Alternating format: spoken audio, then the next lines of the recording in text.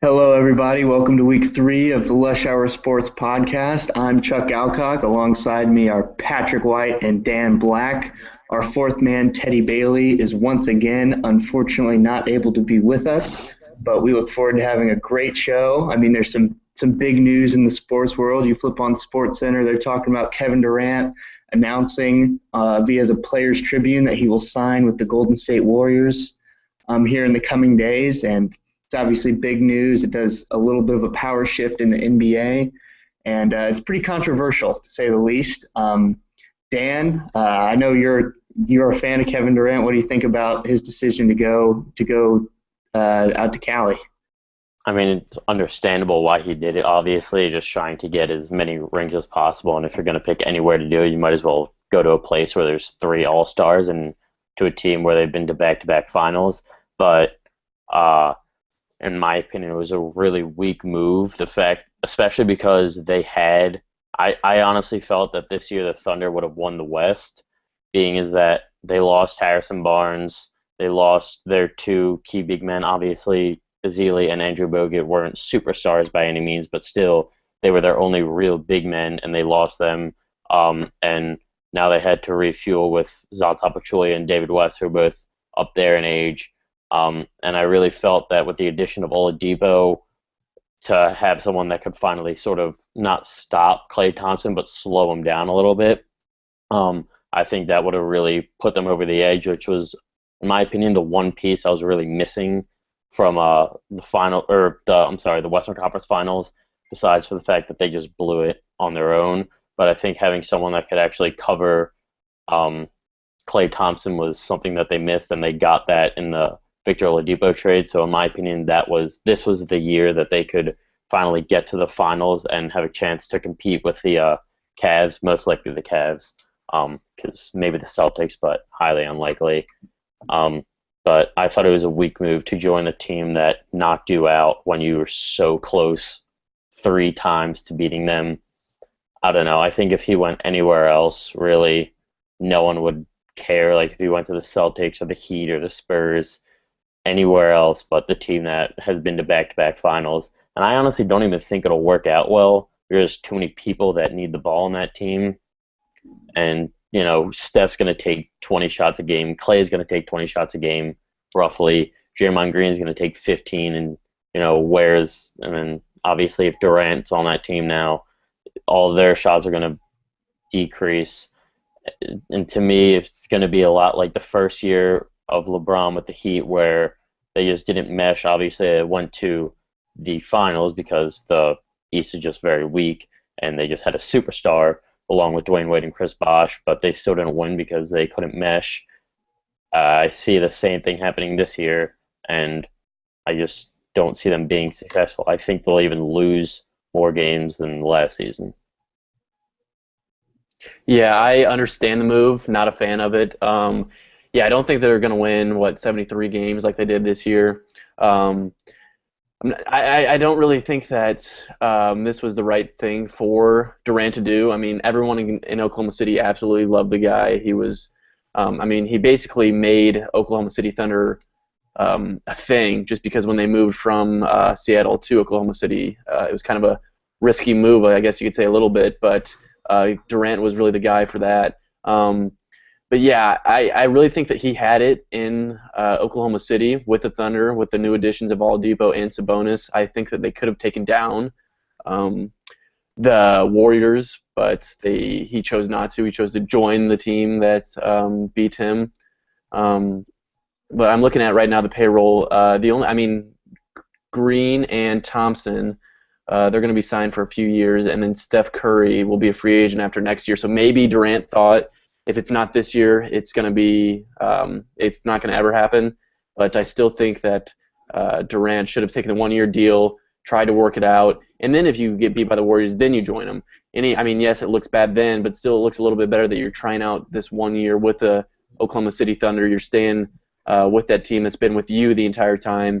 And yeah, I think that the Thunder could have taken down the Warriors, but he's just going to join them now, and the Warriors are going to be scary, that's for sure.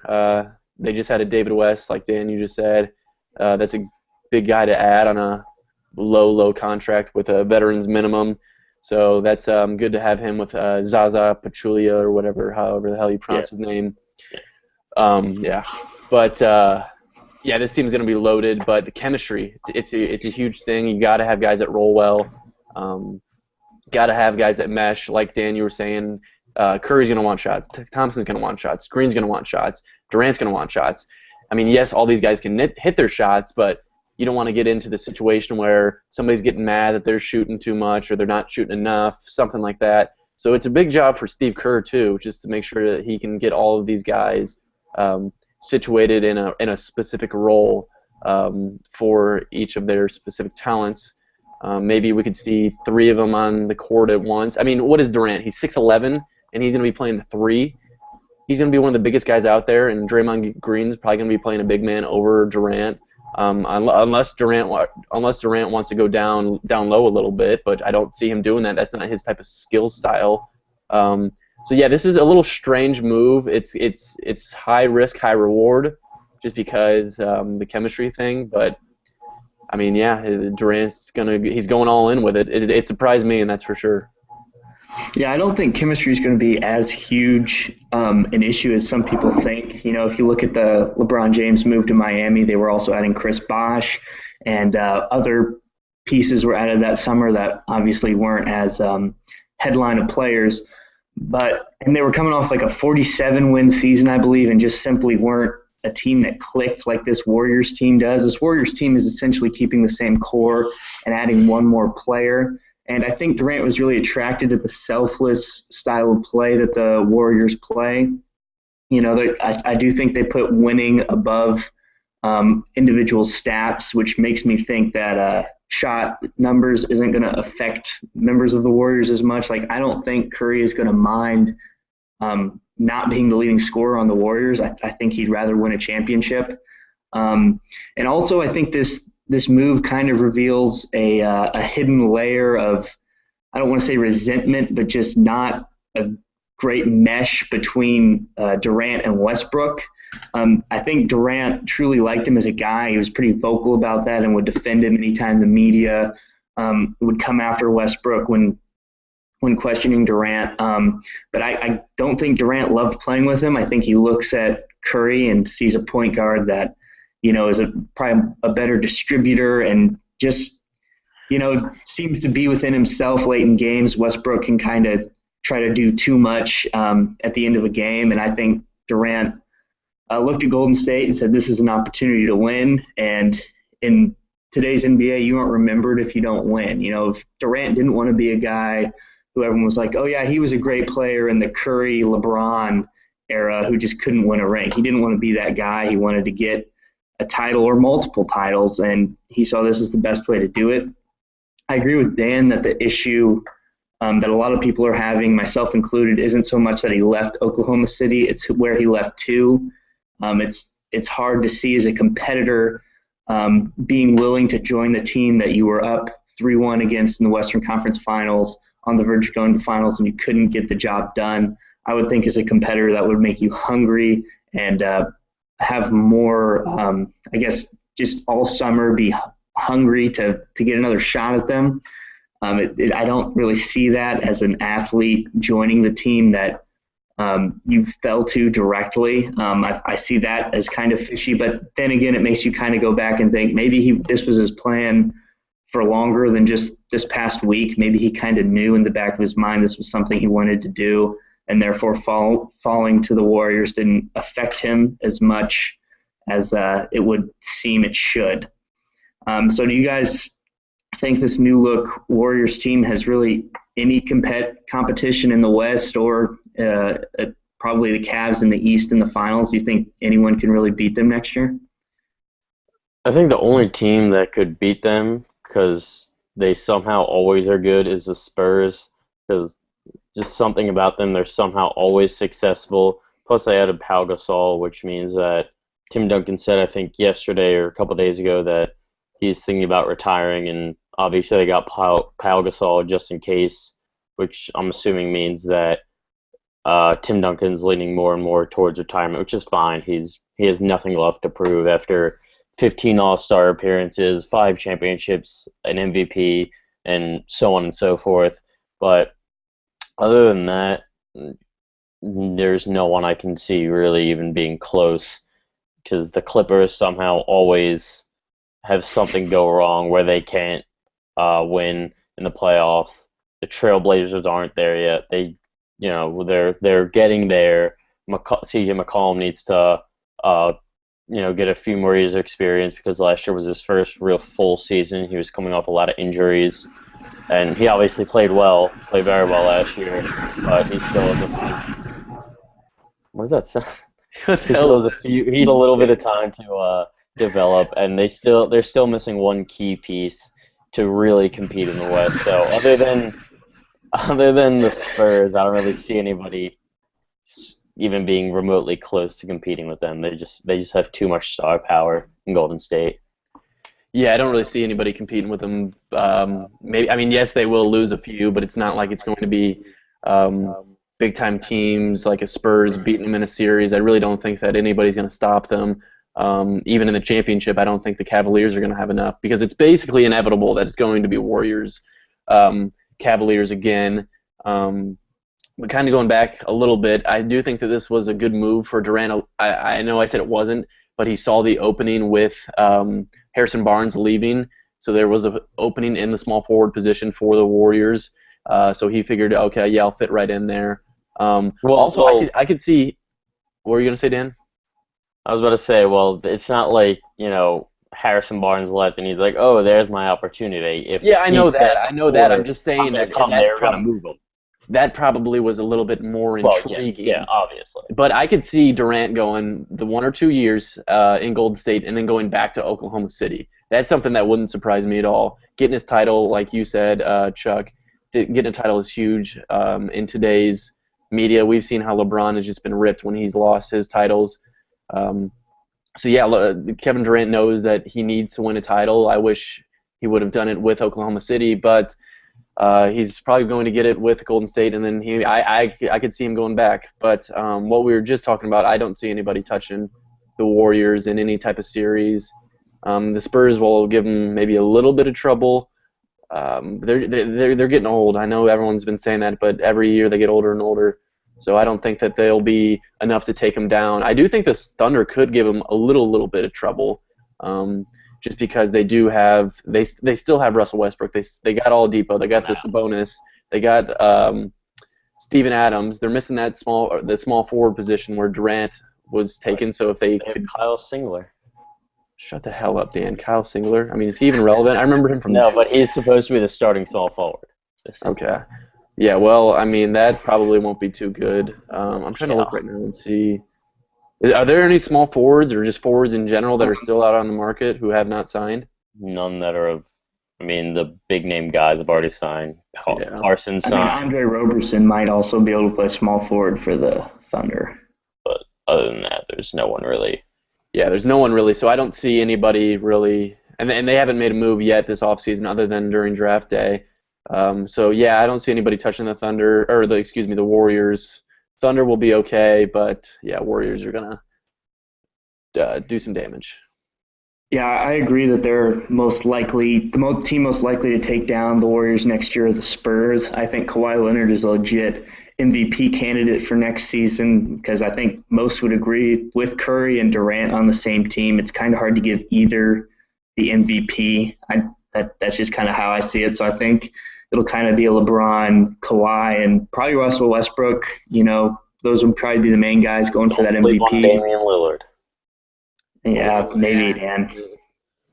Yeah. I think the Spurs play the kind of style that could be the kryptonite for the Warriors. That bigger, physical. They'll probably out-rebound a Warriors team as long as they can take care of the ball. I think the Spurs have a real, a real shot. Draymond Green would probably have to guard LaMarcus Aldridge at the 4. I don't know. I see that. And also, you can't ever count out the Cavs. I mean, LeBron's still the best player on earth. Everyone was counting him out when they were down 3-1, and he managed to get it up. I mean, if he was a boxer, it's kind of like you wouldn't really count him out until he was actually on the ground. no matter how bashed he was. I think the Cavs could make a run at it. And keep in mind, the Warriors are going to have a lot of pressure on them next year because it's a championship or bust year. No one cares about the regular season. They probably won't even go for 73 wins. In fact, they probably learned something. They probably ran out of gas a little bit, having played that hard every game of the regular season to go for that record. It's a championship or bust season for the Warriors. A lot of pressure. Every team's going to give them their best shot. And opposing fan bases, I wouldn't be surprised if Kevin Durant receives boos in many arenas across the NBA, similar to how LeBron did with Miami. So, I mean, I agree that they should be and probably are the odds-on favorite, but I don't think it's cut and dry that they will definitely win the championship, although I certainly wouldn't bet against them. Another free agency news, Al Horford went to Boston, making the Celtics a little more of a power in the East. Them, along with my Pacers, have made some moves to improve, and the Raptors retained their stars. Do you see any team in the East after these first few days of free agency competing with the Cavs and maybe sneaking into the finals? Dan, I'll start with you. I would say the Celtics, maybe, because they have a pretty good backcourt with Isaiah Thomas and Bradley Beal, and then obviously the addition of Horford. Why did I say Bradley Beal? Yeah, I don't know why I said Bradley Beal. I don't know why you said Bradley. But Isaiah Thomas, obviously, he was an All-Star last year, and then having Al Horford, which I think they really miss a key big man. They didn't have that. I mean, obviously, I had Kelly Olynyk, but he's no star yet. And then Jaylen Brown, we obviously don't know what he'll be. He's played one summer league game. He, I think, dropped 12 points last night. So whatever it was, we'll see what he's like towards the middle of the year. But other than that, maybe the Pacers will squeak in there somehow with their additions. But I don't really see anybody being very competitive with the Cavaliers. Yeah, see, I don't think that anybody will be too competitive with them. I think that the Pacers really did a great job this offseason by reloading their teams by getting Thaddeus Young, Jeff Teague, and then they just signed Al Jefferson. So they may pose a little bit of a threat. Bulls signing Rajon Rondo, not really sure what that is. I don't see Rondo working out well with Jimmy Butler because, I mean, Jimmy Butler couldn't even get along with Derrick Rose, and now and Rondo's basically trouble. So I don't see the Bulls doing much. Celtics, I could see Al Horford really working out. Big Brad Stevens fan. But wait, hold on. By the way, I meant Avery Bradley, not Bradley Beal. So yeah, I had a feeling that's what you were looking for. Next up. Go ahead, Beal. Go ahead. Wait, does Avery Bradley even start though? I thought what's his name started over him. Marcus Smart. Yeah, Marcus Smart. I think they're sort of interchangeable. So okay. Well, and Isaiah Thomas. They got a lot of point guards. I think Avery Bradley plays. Doesn't Avery Bradley play shooting guard? Oh, he might. He's listed on the point guard. Avery Bradley tends to play shooting guard for the Celtics. Okay, well, still Go on. Okay. Well, they still have Isaiah Thomas, right. Avery Bradley. They just got Jaylen Brown, and I really like the addition of Al Horford. And actually, what's his name? Jared Solinger. He's been pretty big in the NBA just in general. I thought he was going to be a bust coming out of Ohio State. Didn't like him at all. But he's been good for the Celtics. So I don't see the Celtics taking down the Cavaliers by any means. But what did they finish in the East this year? I think they were part of that log jam of seeds 3 through 6 that all had the same record. Okay. All right. Well, that's where I see them yet again, 3 through 6. And Raptors, the only move they've made this offseason was signing DeMar DeRozan, who they've already had, to a huge deal, $146 million for 5 years. So and they lost Bismack Biyombo to the Magic. So I think that they drop a little bit in the Eastern Conference, but none of these teams touch the Cavaliers.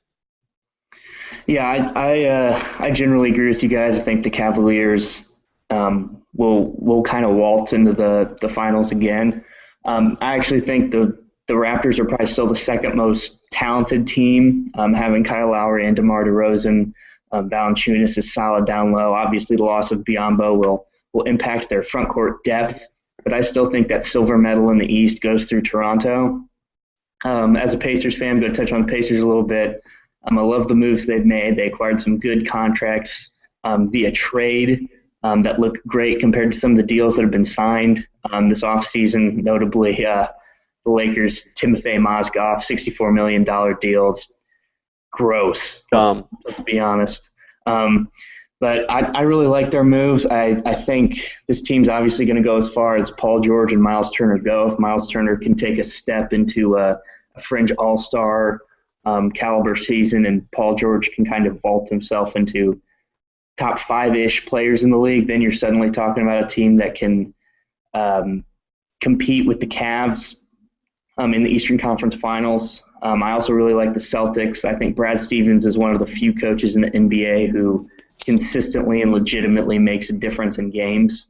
And Al Horford is legit. I think that contract's a little long. I think he's kind of at the tail end of his prime or, meat of his career.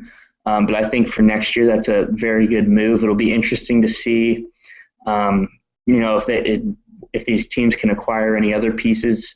A lot of people are putting the Knicks in that Eastern Conference Finals type potential. I think they'll be fighting for a playoff spot. I really don't think that team will be able to stay healthy or work together well enough. Well, it will be fun to watch.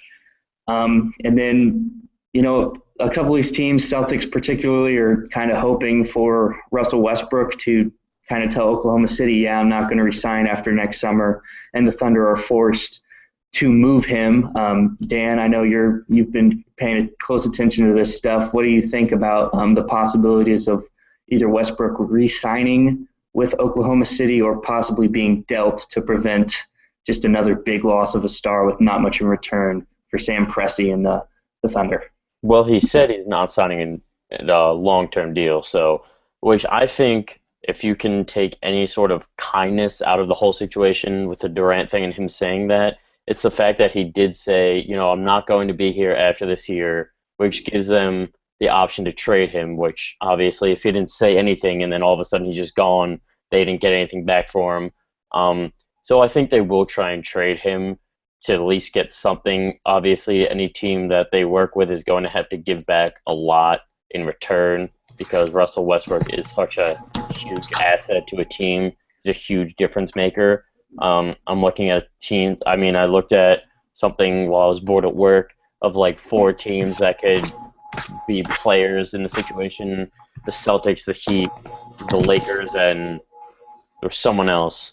But I think all are very good options. They all have to give up a lot. If he decides to go to Miami, they probably have to give up a first-round pick, Dragic and Justice Winslow at least. If he goes to the Lakers, probably have to give up Julius Randle, a first-round pick, and D'Angelo Russell, and whomever else. And then I don't really know who you give up at the Celtics. Probably Jaylen Brown, and then Avery Bradley, and probably a big guy and a draft pick. But to me, especially if Dwayne Wade's in Miami, to have Russell Westbrook, Hassan Whiteside, and Dwayne Wade all on the court at once, I think that's a very good threat. And it's a very attractive place for him. He gets to be out of a small marketplace, or a small marketplace which he helped make a big marketplace to an actual big marketplace with nice weather and beautiful women and whatnot. So and it works for Oklahoma City because they get to sort of start their rebuild. And I actually thought about something today, while I was driving home, and I know it obviously wouldn't happen because he wouldn't sign an extension. But I looked at the Sixers picks, and if the Thunder really wanted to start rebuilding, the Sixers have 2 possible lottery picks, which are the Kings and the Lakers. If the Lakers do not end up in the top 3, and they're like the 4th, then the Thunder would get the 4th pick, and whoever finishes with a worse or whoever has a higher draft pick between the Kings and the Sixers, that's where they would pick. So like say the Kings got the 5th pick and the Sixers got the 7th, then the Sixers would pick at the 5 spot instead of the 7th. Then you give them a guy like Nerlens Noel, so the Sixers could free up some space at the power forward position, that's not a bad way to restart or rebuild, especially with next year's draft being a highly touted one that people are saying is one for the history books with the '03 draft and the '96 and the '84. So obviously the Philadelphia one is very unlikely, but the other three I could see any of them happening. And Dan, did you look all that up while you were driving? 'Cause that doesn't seem. No. I looked up. No, I looked up the draft pick thing while I was at work because I was just like, I literally did nothing. Because you don't work, so. you just. I really no, like they didn't give me any work to do, so I was like, all right, whatever. Looked up flights to Iceland. That and Flights to Iceland? Are you planning on going to Iceland? What's well, my dad brought it up to me the other night. He's like, it's a 5-hour flight and it's pretty cheap. So he's like, all right, fuck it. Why would you go to Iceland now? What is there? I don't know. That's what I said. He's like, drink vodka. I was like, I think we saw last week and what happens when I drink vodka, so we're going to deal with that. Wait. Can we hear the story? What happened last weekend, Dan? With your father?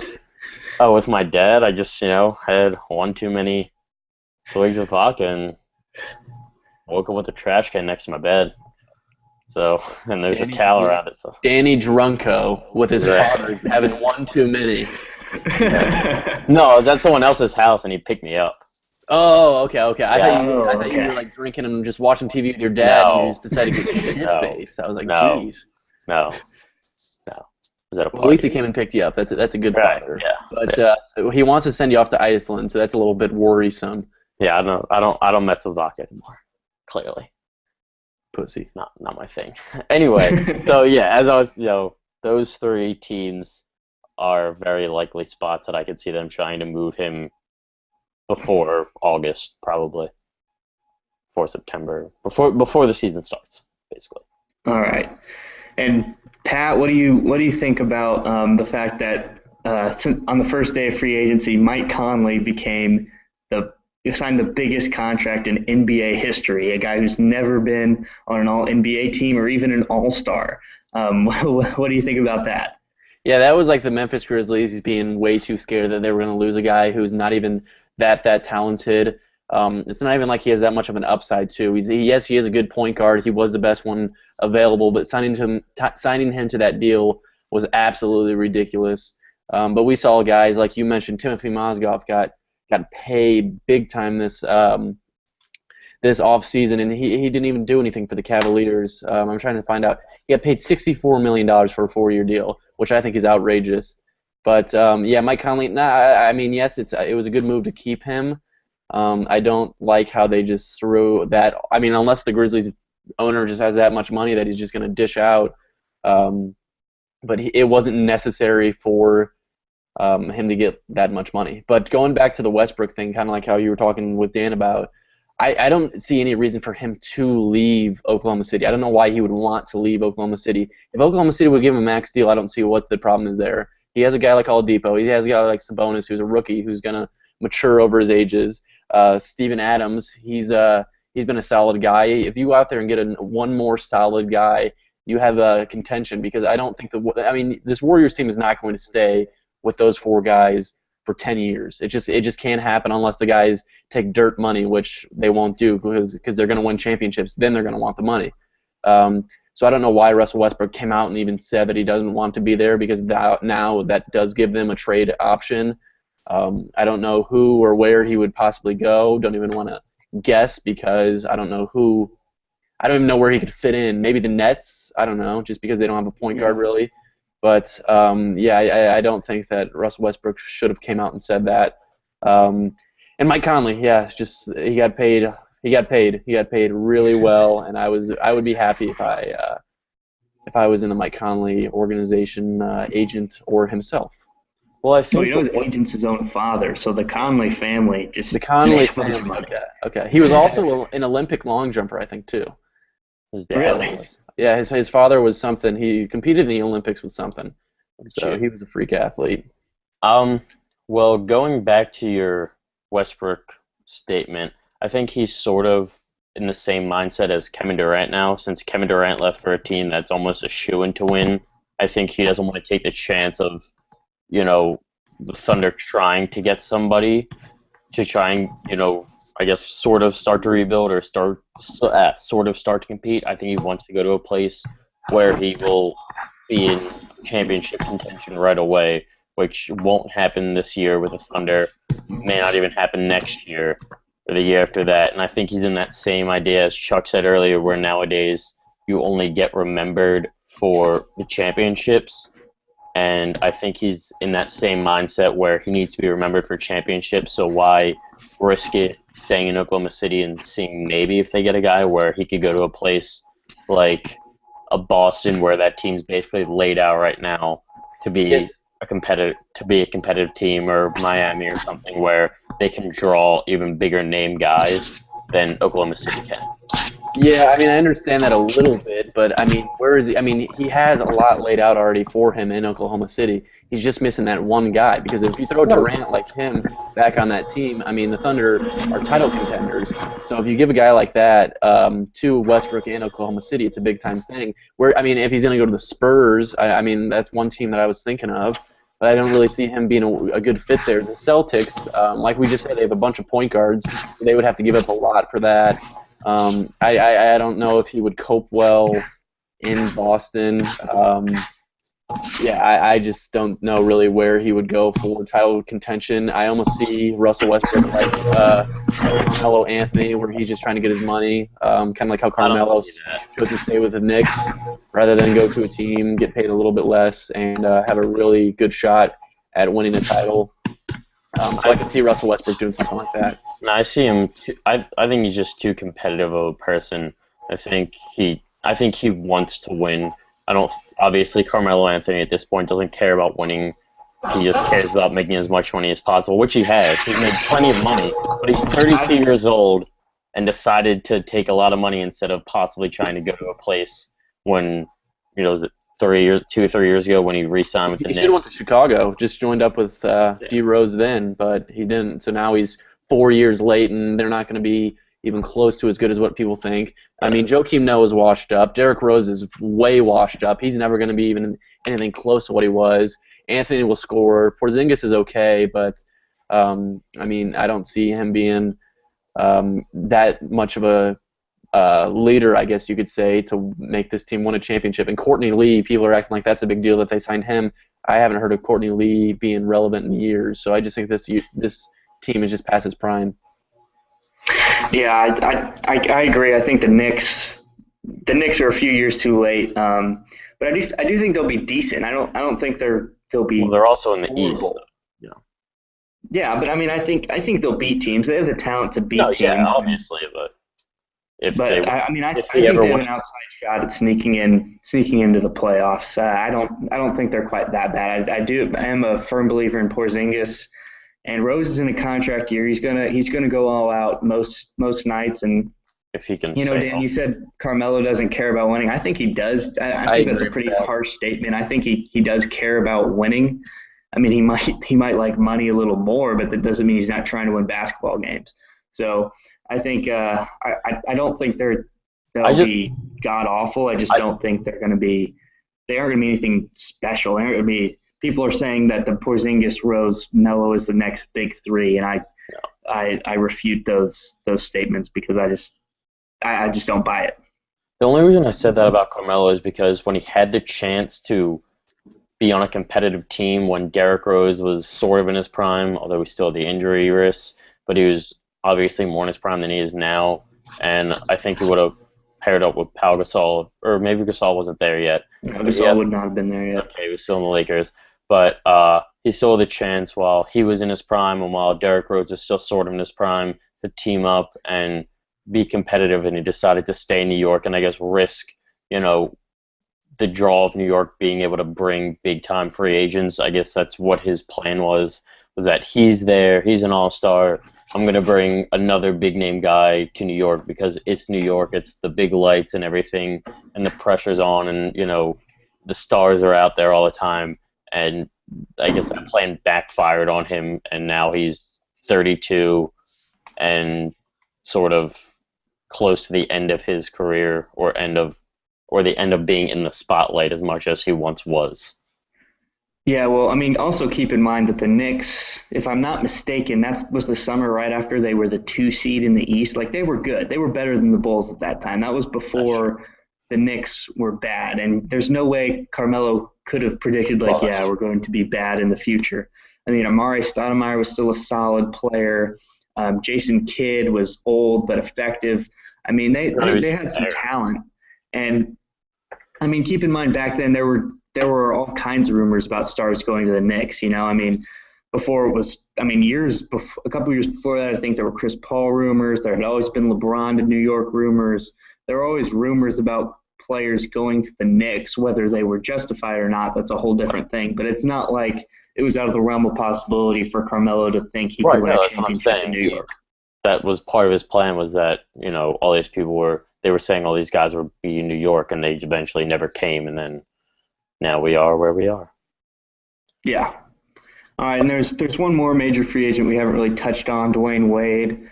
Heat lifer. A lot of people think he's just trying to get more money from Miami by taking calls from other teams, and it's not much more. But some people think there is a legitimate shot that if the Heat do not give him the $50 million he's asking for, then he'll leave. Apparently, he's canceled almost all of his meetings with teams, including the Bucks, which a lot of people take that as, oh, he might go to Cleveland because Cleveland just followed him and his wife on Twitter and all. He loves LeBron, all this stuff.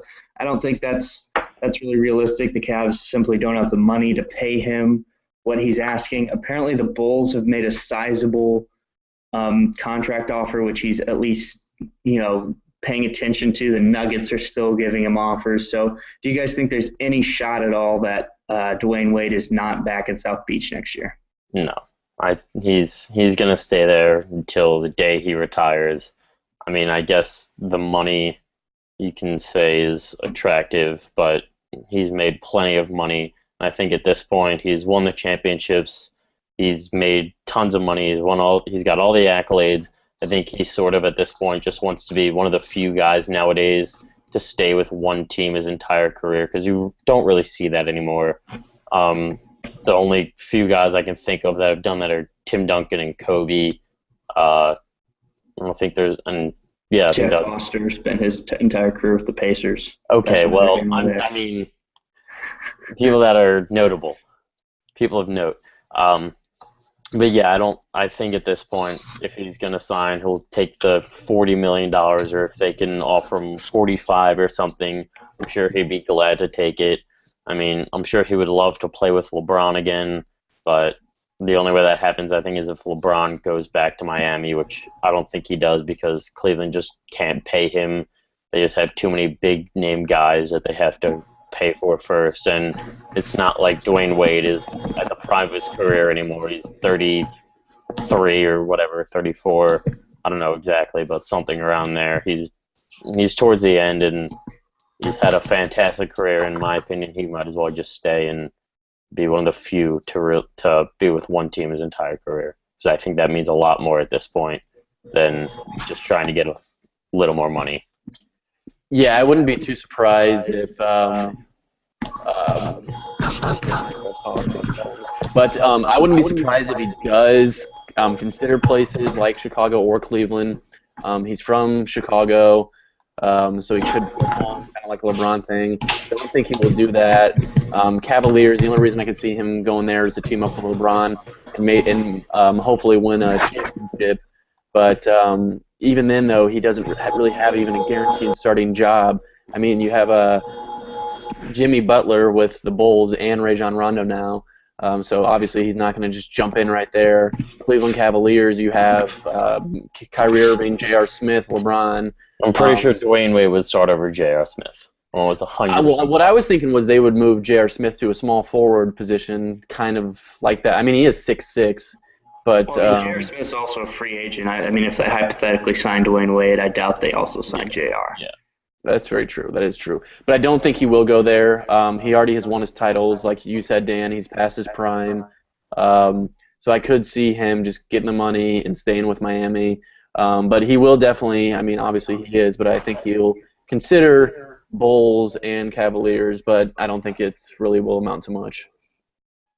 Yeah, I agree. I mean, the reason he wants all this money from Miami is because over the years he's been the guy to take the pay cut for the Stars. When the Miami's Big Three was formed, they were like, "Bosh, you take the max because you don't make any money elsewhere." Dwayne Wade and LeBron have all these endorsements. LeBron, you take more money than Wade because you're LeBron James. So Dwayne Wade's always been kind of getting the short end of the stick in terms of money from Miami, and I think finally he's making his stand like, hey, look at all I've done for this franchise, four titles. Thought it was I've been the three. face of the franchise for a long time, and I think he's just kind of making his stand to make some money, and all the power to him. I agree with you guys though. I think he's going to be wearing that Heat jersey again next season. All right. Well, we didn't really talk about ahead of time what else to talk about except NBA free agency, but I have an idea. I have So, something I want to mention real fast, oh, if go you right on don't ahead, mind. Pat. Yeah, just because I don't think we have too much left to talk about. But the Utah Jazz, I really think that they're going to come out of nowhere in the West There you go. and be a big thing. They just missed the playoffs, were the 9 seed last year. They have George Hill, they have Dante Exum as their guards. They have Trey Lyles, who's he's a young and big talent. Gordon Hayward, he is phenomenal. They signed Joe Johnson, who's old, but he could provide some veteran leadership. And then they also have two bigs, so I'm really highly on Rudy Gobert and Derek Favors. So I think this team is going to make the playoffs and could really surprise some people and be a top 5 team in the West, maybe even a top. I don't know if I would go top 4, but. Yeah. Or top 3, excuse me. But I think that they would be that they're going to be a top 5 team in the West this upcoming year.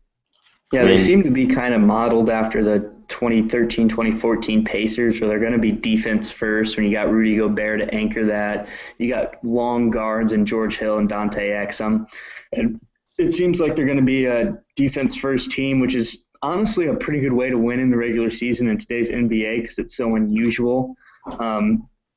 I'm not sure how effective they'll be in the playoffs, but I agree with you, Pat. I think they've got something special going on.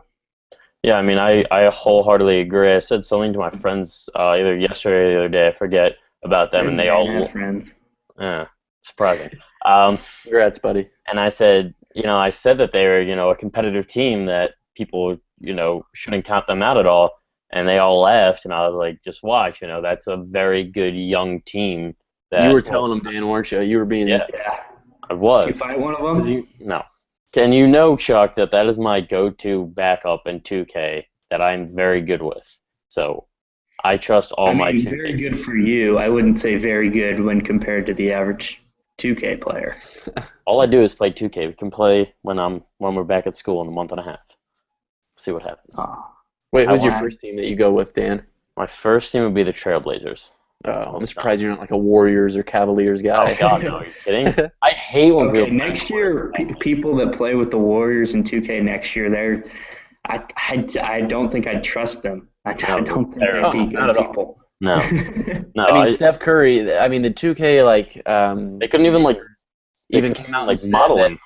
Well, yeah, you said you can't because it goes against what they make the players like. You're not supposed to be able to shoot off the dribble like Curry actually can. Right. So, I think Curry's just going to be unstoppable in 2K, let alone when you throw Klay Thompson, Kevin Durant, and Draymond Green. 2K won't be that fun if you're playing against the Warriors. I think the Mavericks will be a good 2K team, though. The Mavericks? Who do they got? They got what's his name? Harrison Barnes. Oh, because Harrison Barnes, Dan, is going to be a superstar. I didn't say he's going to be a superstar. Wait, what of all teams, what makes you say the I don't know. Mavericks? I don't know. But I also like the Grizzlies. The Grizzlies are always somehow pretty good in 2K. Now they got Chandler Parsons, too. Yeah, they might be okay with Chandler Parsons. I think Chandler Parsons is overrated. I've never been a fan of the guy. I don't know why. Really? I just don't really like him that much. I could understand. He seems like he's got like a weird demeanor about him. He seems cocky. He's like a Tom Brady of basketball almost, but not good like Tom Brady is. I agree wholeheartedly.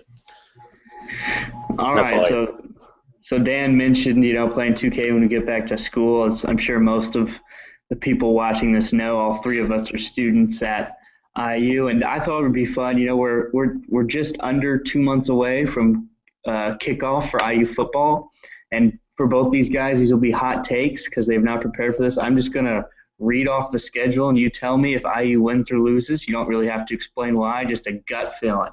All right, they open up against the FIU Panthers on the road. They beat them at home last year. Dan, win or loss? I don't know anything about FIU, but based off of last year, I'm going to say win. All right. Dan, I can't believe you didn't say win immediately. I don't know anything about FIU, but if Indiana loses to FIU, they should forfeit the rest of their season. Oh, nice. I like it. And it'll be one of the first games of the college football season because it's a Thursday night game, so on cool. Opening week. So cool. And then the following week they'll play at home against the Ball State Cardinals, an in-state school. Obviously not a Big Ten caliber program, but they have beaten IU in the past. Dan? I'm going to go with a win just because last year Indiana actually started out very hot against these types of teams, so hopefully it'll be the same. I'm going to go with a win, too. They could give them a little scare just because Ball State, like you kind of mentioned, it has beat them before and can beat the in-state team, Indiana, but I don't think that they'll do it next year. I think Indiana gets a win. All right, and then they have a week off, and then they have their first major conference opponent, the Wake Forest Demon Deacons out of the ACC. IU beat them on the road last year. This year they get them at home. Dan, who do you got? Got IU going 3-0. Nice, I like it. Yeah, they beat them on the road last year, and I think they'll beat them at home this year, and they'll start off 3-0. Awesome. So 3-0 heading into the Big Ten schedule. It means you just need to go 3-6 to be bowl eligible again. But that for IU, that's way easier said than done. Their first Big Ten game is against the Michigan State Spartans at home. God. I'm sure they'll be a top 15, maybe top 10 team. Dan, do the Hoosiers have a shot? Absolutely not. They're going to get spanked. All right, Pat? Yeah, I don't think that Indiana will – because Indiana last year had some of those games where they were hanging around with teams, Ohio State, Michigan. They should have beat Michigan. I'm not sure if they see that this year. We were also a much better offensive team last year than we will be. I'm trying to think. Who is their quarterback? Who? IU's. Who's their quarterback this year? Xander Diamond, I think. No, either him or the guy won't be the quarterback. It'll be Richard Legow. Yeah. Is he the JUCO guy? Yeah, Richard Legow out of somewhere in Texas. He was like the number 2 junior college quarterback in the country. Really, I'm not sure what that means though. He's like 6'6", pretty similar. He's basically like a poor man's Nate Sudfeld. Similar skill set, maybe a little more mobile, not quite the arm. And then who do they have at running back? Because no more Jordan Howard. Devontae Redding will get a Redding did pretty well last year. Yeah, he played well. So you guys both think IU doesn't have a shot against Michigan State. A lot of people actually don't realize that it's actually a football rivalry. They play for the Old Brass Spittoon trophy. I did not realize that. I didn't know that was a thing. I saw something second on biggest Twitter. Football rival, and Michigan State leads the all-time series, 45 wins to IU's 15 wins, and there's been 2 ties. So Surprise, 15 IU's beaten 15 times of the nearly 70 times they've played, so maybe we'll get it up to 16 this year. Hopefully. All right, and then the following week it doesn't get much easier. You travel to Columbus, Ohio to play the Ohio State Buckeyes. No. Okay, that's all we need just to know. See, I'm gonna say that they hold their ground. They usually play really well against Ohio State. Why I don't know, but they will get beat. But I think that they'll. But it's in Columbus too. In Columbus, but they almost beat them 2 years ago in Columbus. So I think they'll hold their ground up until. I'll say that they'll hold their ground the first half, and then the second half, the can of worms will be opened. All right.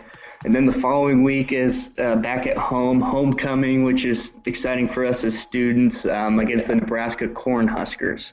I haven't been giving input, but I think this is a win. I think so too. Nebraska's honestly not that strong. They're not the same Nebraska that people always think of.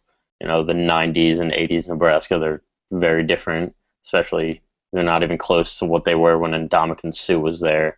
So I think I think it'd be a good win, especially on homecoming when there's a lot of school spirit going on. I think it'd be a good crowd too. Yeah, a good crowd with half the stadium empty. But no, I honestly don't know too much about Nebraska next year, but they've really gotten worse since they've joined the Big Ten, which is kind of Yeah. surprising. I'm going to chalk this one up as a win just because I want them to win on homecoming. It would be fun. Not that IU fans get too excited about their football, but I do think that they could come away with a win on homecoming. Yeah, I agree with that. All right, and then they go to Northwestern, the only private school in the Big Ten, and therefore they don't have a great home field advantage in terms of actual people and seats. But they are probably a better team than us next year. Dan, can we pull off the win on the road? Um, I don't know. I mean, Northwestern was very good last year for Northwestern standards, even for most Big Ten school standards, um, compared to what they're supposed to be.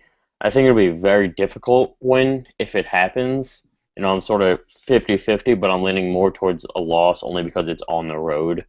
So let's say loss, I guess. Yeah, I'm actually gonna have to agree with Dan. I really the things that Northwestern has done with football has been kind of surprising. I think they got a pretty good coach too. I'm looking at his name, Pat Fitzgerald, right now. I like what he's been doing with the program. I'm gonna chalk this one up as a loss. This might be one of the games where IU is supposed to win on the road but doesn't. Yeah, I'm gonna say loss against Northwestern. All right, so you both have them as 4-3 with 5 games left. Their next game's at home against Maryland. Win. What do you guys think? Win? Win. Maryland has no quarterback right now. So, just saying. I'm going to trust you, Dan. You're the East Coast guy. Don't know anything about Maryland. Chalk it up as a win. All right, so now you have them at 5-3. You just need one more. And then they travel to Piscataway, New Jersey to play the Rutgers Scarlet Knights. IU infamously blew a huge lead against them at home that I think would have made them bowl eligible, or at least was an important step to that. Do the Hoosiers redeem themselves next year on the road, Dan? I think so. Again, the same situation that Maryland's in. They don't really have any established quarterback right now. I was actually looking it up today. It's actually kind of ironic that you brought this up, or coincidental, shall I say. Yeah, I think that there will be a little chip on their shoulder. They'll be pretty pissed after last year's debacle. And hopefully the defense gets a little better, and they'll be able to not, give up a huge lead. So I'm going to say a win, and we become bowl eligible. I'm going to say a win as well. I never would have thought that this Indiana team would have 6 wins. Especially with no quarterback. Yeah, with no quarterback. But yeah, I think that they will do it. And then actually, I won't spoil it. Go ahead, keep going. All right, and then at home against Penn State, on the road against Michigan, at home against Purdue. We're going to speed this along, Dan, quickly. What do you think they do? Home Penn State, road Michigan, home Purdue. Loss, win. All right. I'm going to go loss. I think that Penn State, Michigan, I just don't think that they'll beat. Purdue, I think will surprise us this year.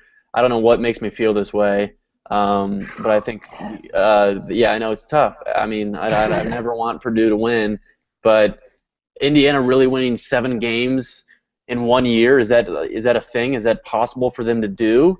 Doesn't happen very much. Doesn't happen very much, and I think that they get pretty complacent after winning 6. If you think about it, we almost did it last year, and we had in my opinion, it was a much harder schedule than this year.